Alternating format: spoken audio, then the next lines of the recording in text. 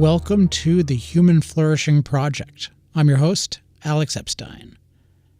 All right, this is week 13, and for those of you who've been listening, we are finally discussing nutrition. The first week of the show, I talked about the problem that most bothers and fascinates me in the world, which is that human beings lack reliable access to the knowledge we need to flourish. And Exhibit A was nutrition. This is something that seems to have huge impacts on our lives. Certainly, it at least has impacts on just how we feel during the day. Just about anyone can perceive that eating different ways. And there's so much information in the world, and there are a lot of smart people who have studied this issue, but for almost everyone, it's almost impossible to know what's true and what isn't, and therefore it's hard to decide what to eat. And yet we think, oh, there might be huge stakes here. It might make a difference of 10 or 15 years to my life if I eat one way versus another way. And this certainly bothers me, and I know it bothers a lot of you because I've gotten a lot of questions about that, and I think I indicated, well, I eat a certain way now that seems to work quite well for me, and people ask about that. But for me, the interesting issue isn't how I eat right now, because I very much think that I'm sure it's not the ideal way, and it could even be very flawed. But how do we go about seeking better knowledge of this issue? So last week I mentioned that in some ways I'd been putting this issue off because it's very difficult, and it's a little bit scary because nutrition is nowhere near my area of specialization.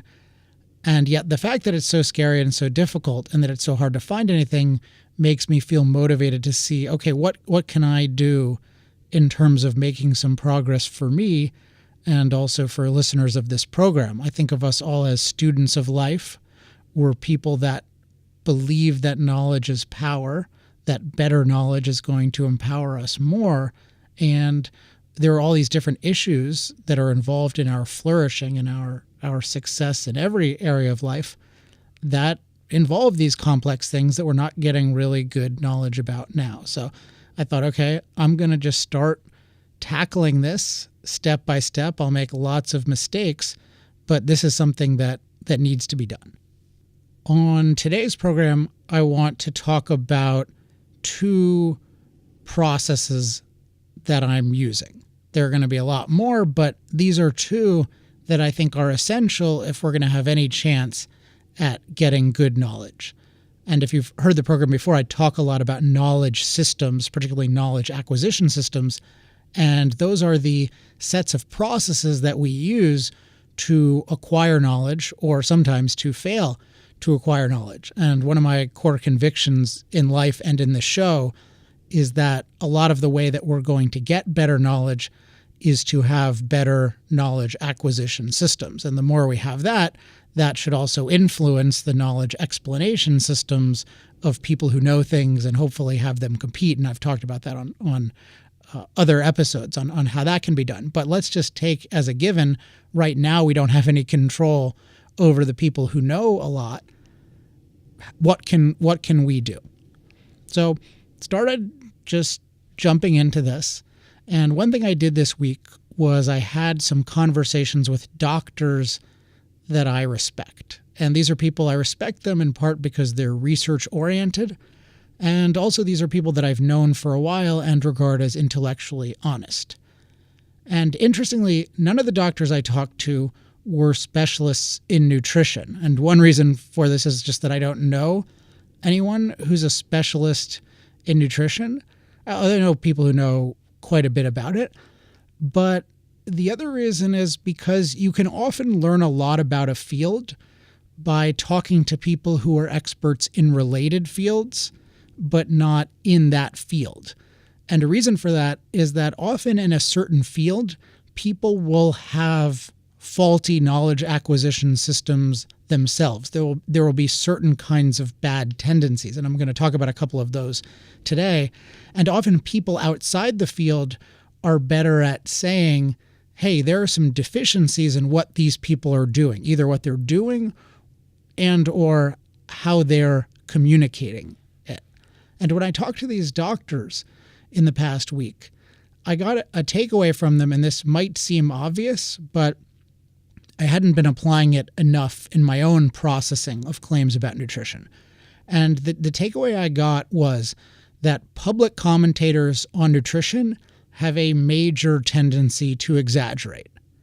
And there's a couple of different ways in which this is true. Exaggerating the amount that's knowable right now by anyone, period.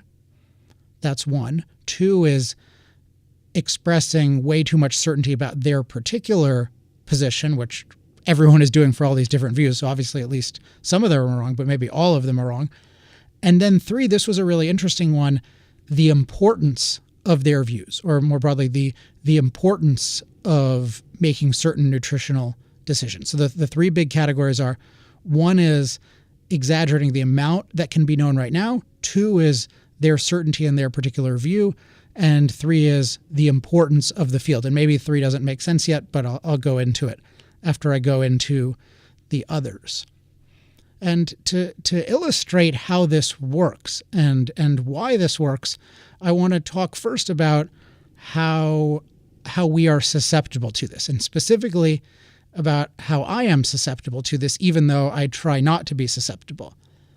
So I was watching a video last week. I've been watching some videos from different schools of thought, and this is one from what we can call the Carnivore School of thought, which may seem totally implausible. You should just eat meat.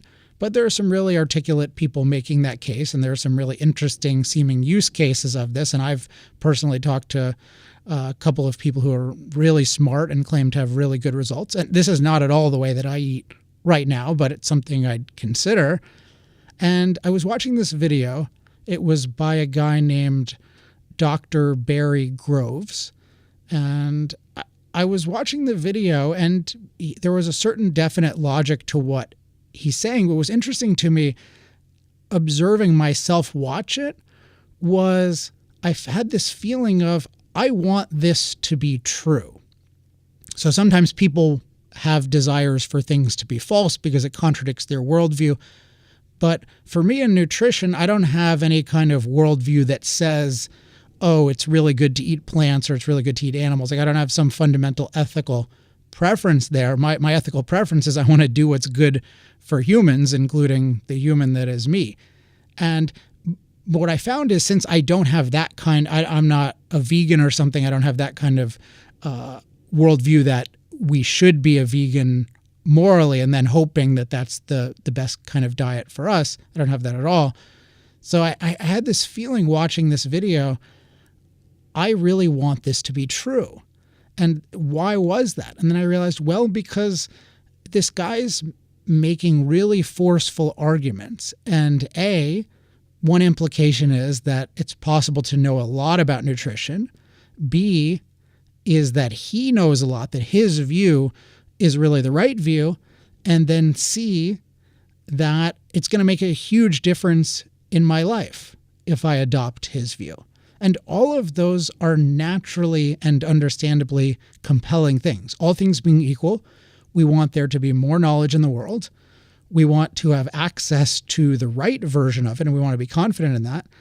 And then we want that knowledge to make a difference.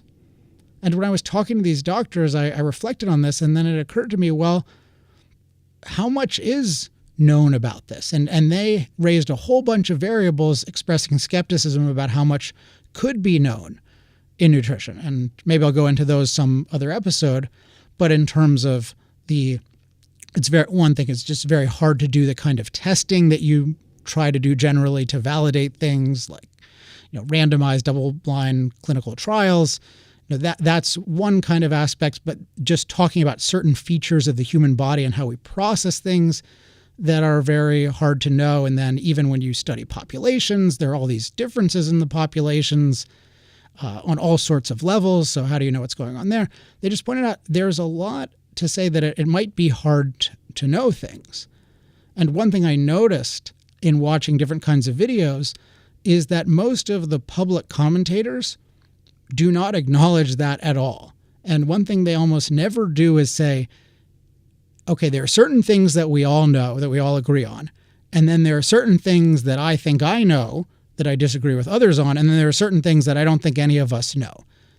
And this is a really important thing to look for. This is one of my big lessons, is that I want experts who acknowledge varying levels of confidence and ignorance on different issues. I want experts who acknowledge varying levels of confidence and ignorance on different issues.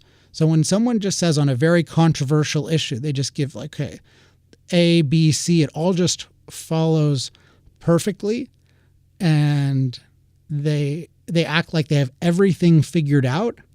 This is a big flag.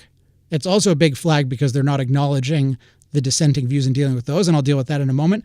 But even when there aren't these expressions of different degrees of confidence, that's a flag. Maybe about the person's methodology, but certainly about whether I can trust their presentation. Versus when I see people and they say very clearly, okay, this is what I know, this is what I don't know, this is where there's disagreement. When they give me those different degrees or gradations, that can almost lull me too much. I mean, I can almost be susceptible to that because it's so rare and it's so necessary to do. And one thing I want everyone here to think about is certainly when you're processing anything, look for people who are acknowledging varying levels of confidence and ignorance on different issues in their field. So that's a good general thing. But in particular on nutrition, I'm really interested to know from you. Either you can email me at alex@alexepstein.com or go on the Facebook group, facebook.com/Human Flourishing Project. Let me know, whom have you seen, if anyone, in the realm of nutrition that you feel like is really good at specifying different levels of confidence and ignorance, because that can help us winnow the field in terms of people that can be potential good sources of knowledge, and also just understanding the different debates.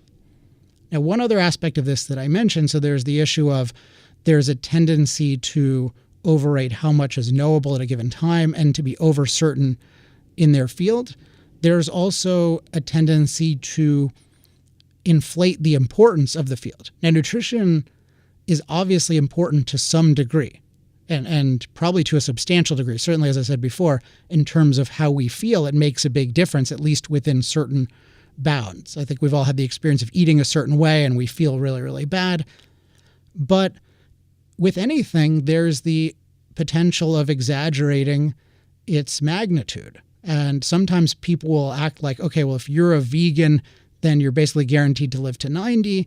And if you eat all meat, then you're basically guaranteed to die at 60. And interestingly, you hear people say almost the exact opposite. And one of the doctors pointed out, when we do studies, one question we have when we're doing these studies is, how big is the impact of the variable that we're studying? And she said, well, with nutrition, maybe we don't know. Maybe it's a variable, but maybe there are other variables that are drowning it out. And notice with this, as with the other variables in terms of how much knowledge exists and level of certainty, there are incentives in place to encourage people to exaggerate these. As I said before, because all things being equal, we want all of these things to be at a high level. And if we want them to be at a high level, then certainly the media that we consume want them to be at a high level.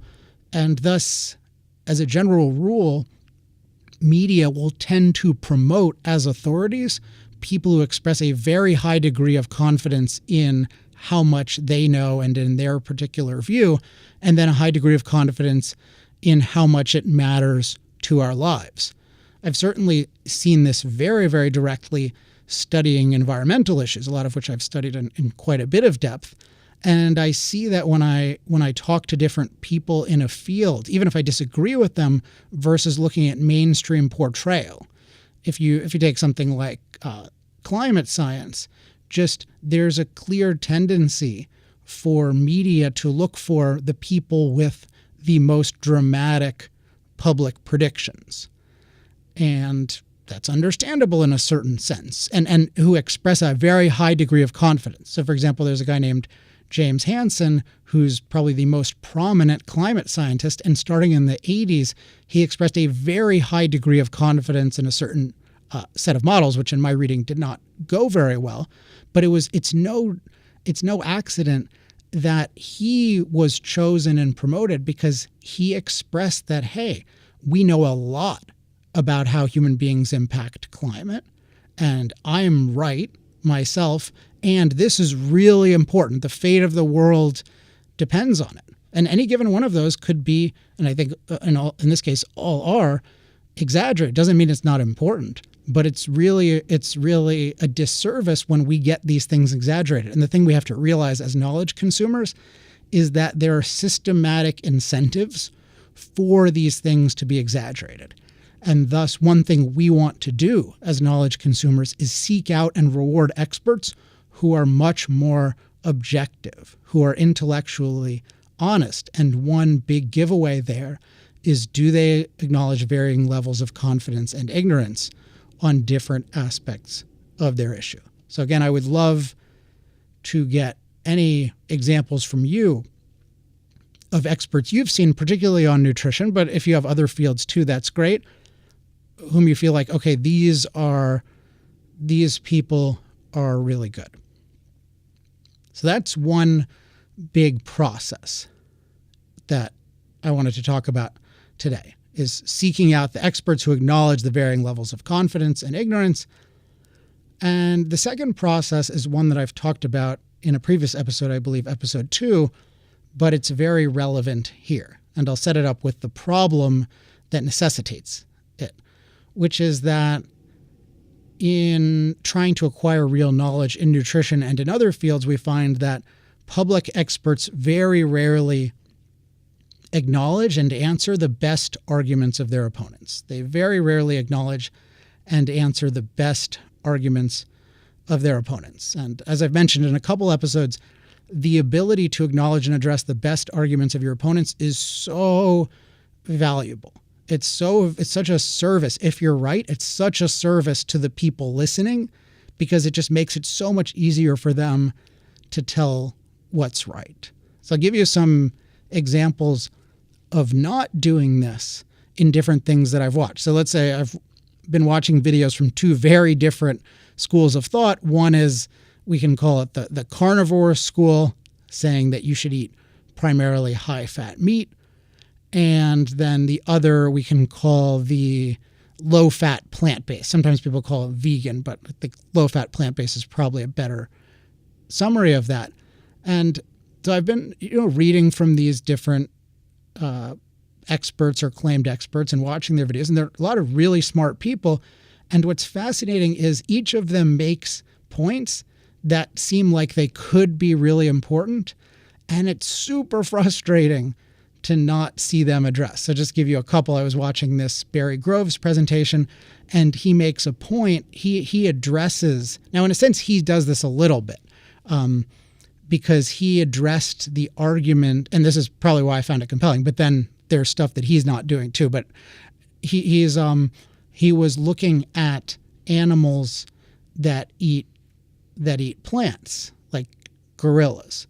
And he was taking the argument that, well, look, there are all these big animals, including primates, and at least many of the primates just eat vegetation, and they have almost no fat in their diet. And long story short, he had an argument that, well, not really, because actually they have a unique way of processing vegetables so that they actually create an enormous amount of fat from vegetables. And so they're actually being fueled by fat, because that's the way in which they're accessing the energy. So this, I don't know anything about this, but this is a fascinating kind of claim. And it's a really interesting counterclaim against people saying, oh no, they're just eating vegetation. And then if it's true what he says about how they are actually using fat in practice, that's something that even if the carnivore diet's overall wrong, the other side should be addressing. And I thought, I've read a bunch of these low-fat plant-based, I've never seen that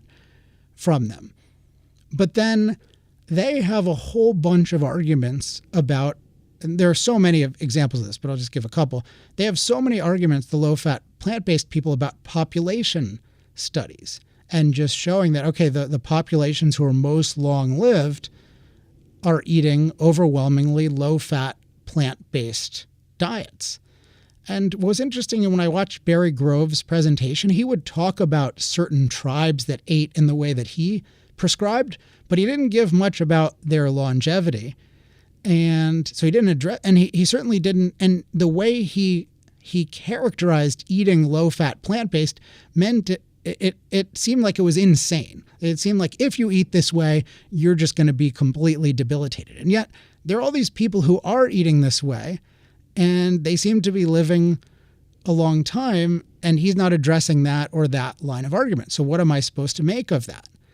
And then, they would say, and then there's all these just completely contradictory things, like the carnivore people will say, yeah, our way prevents heart disease, and the plant-based people will certainly say, our way prevents heart disease. And each of those has a certain mechanism or claimed mechanism to it. And where are the people addressing the other people's mechanism? So imagine how great it would be if people really address the arguments of the others, because the more you did that, the more you would get a sense of what are the different mechanisms at work in nutrition and in the body that processes nutrition. How do they work together? Which ones are important, which aren't? And then crucially, related to the first point today, how much do we know about any of these? Because there's a big tendency to exaggerate how much is known. With the different presentations I've seen, almost nobody is saying like, oh, I don't know this, I don't know this, I don't know this. They're expressing lots of confidence, and they're bringing up points that are really, that seem compelling, but they're not addressing the compelling points of others. One I read from the low-fat plant-based camp was a claim that, well, when you eat fat, like the body is just very, very good at turning dietary fat into fat, and that actually when you look at the fat on someone's body, you can trace the animal that it came from just by the fat. And the idea is that the body is just so good at turning dietary fat into body fat that it just like gloms on. It's like, oh, salmon fat? Okay, it just becomes your fat, versus they're arguing, well, other things have a lot more difficulty becoming fat. So is that true? Is that relevant? Does that actually lead to obesity? Because it could be, well, maybe that's true, but maybe your body feeds off that fat, so it's fine. I would just love to see these things acknowledged and addressed. And the fact that they're not done speaks ill of the explanation abilities of the people in the field, at least the people in the field that I've seen. So what I would recommend always doing is looking for experts who acknowledge and answer the best arguments of their opponents. That's going to be a very small subset of experts, but that's great, because just as much as possible, go for them. Because if you can find them, you're going to get a lot clearer a lot more quickly, versus if you could find 100 people who make compelling isolated claims, but you have no idea how those claims fit together and really no way of knowing what's true and what's not. So big lessons today for me, just thinking about it at this stage, are I want experts who acknowledge varying levels of confidence and ignorance, and I want experts who acknowledge and address the best arguments of their opponents. And from you, the listeners, I'm interested in who in nutrition have you found that does either of these or both of these? Because I would love to read them, and I think that would move me forward a lot more quickly in terms of deciding on truth and falsehood, or even, this is going to be a subject we talk about in future weeks, even just what's worth experimenting with. Because one theme I'll talk about in a future episode, I've talked about it a little bit before, but I'll talk about it in the context of nutrition, is that often it's very hard to get really pure general knowledge in a field, but you can get enough knowledge to give yourself a couple of concrete options to test, and then you can just test with your own body. And within certain parameters, that can be a really, really good idea, because you can validate something for your own body pretty well that a whole bunch of studies for various reasons might not be able to tell you was good. But even to know what I should try. So should I try this carnivore way of eating? I would like to know, what are the carnivores? How do they answer all the arguments of the low-fat plant-based people? How do they talk about like longevity issues? Is it possible that maybe that's a diet that's really good in terms of it makes you feel really good and hearty and strong for a certain amount of time, but you don't live as long? I mean, I was looking at Barry Groves and it's like, okay, he died at 77. Now, that's anecdotal. Does that mean anything? It was a heart thing, and they said it was genetic, and Dr. Atkins died in his 70s. So maybe, I think it was in 70s. But the point I'm just making is that it's so hard to sort through these things the way they're being presented. So we really want people who acknowledge degrees of confidence and ignorance, and who acknowledge and address the best arguments of their opponents. So assignment for this week, if you choose to accept it, and if you have any clue, is let us know on the Facebook page, facebook.com/Human Flourishing Project, any experts that you think at all meet these criteria, or you can email me at alex@alexepstein.com. Let me say that again. Email me at alex@alexepstein.com. Also, if you want to make sure to get weekly updates about the show, go to humanflourishingproject.com and put your email in, and then you will be on the email list. All right. We're going to be discussing nutrition in upcoming episodes. I'm not exactly sure how often and on what frequency. It, in part, is going to relate to feedback from the community and with different people that I talk to. But this is something I want to be pursuing over time. And in general, I want to do a lot of work in the next quarter on knowledge acquisition systems. So give me feedback. Let me know how you like this episode, how you like others. But I really do. I have a sense already that people are really interested in how do we separate knowledge from non-knowledge. I think nutrition is a pretty good place to start. I may take on other topics. I may share some of my work on energy and environmental issues, where I've been doing knowledge acquisition study lately. But in general, lots on knowledge acquisition. And in some number of weeks, hopefully, we'll all have a little bit more clarity on how to eat in a way that helps us flourish. So that's it for this week. Until next time, I'm Alex Epstein. This has been the Human Flourishing Project.